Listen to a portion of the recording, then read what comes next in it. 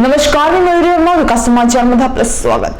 पालघर जिल्ह्याचे पालकमंत्री रवींद्र चव्हाण यांच्या हस्ते शुक्रवारी 23 फेब्रुवारी रोजी डहाणू महोत्सवाचे उद्घाटन करण्यात आले। यावेळी पालघर जिल्हा परिषद अध्यक्ष प्रकाश निकम, आमदार विनोद निकोले, माजी नगराध्यक्ष भरत सिंग राजपूत आदी मान्यवर उपस्थित होते। या प्रसंगी रवींद्र चव्हाण म्हणाले की डहाणू महोत्सव हा अर्थकारणाला संजीवनी आणि पर्यटनाला चालना देणारा आहे।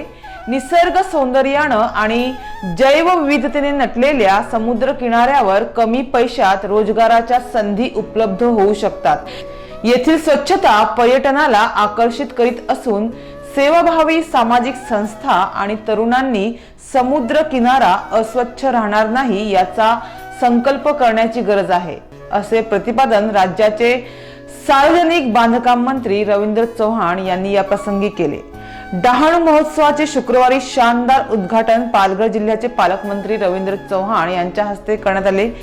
तर तुम्हाला वीकेंडला शॉपिंग मॉल्स, बँडस्टँड आदी ठिकाणी भेट देण्याचा कंटाळा आला आहे आणि भेट देण्यासाठी नवीन ठिकाण तुम्ही शोधत आहात, त्यामुळे या वीकेंडला डहाणूला जाण्याचा प्लॅन नक्कीच करा।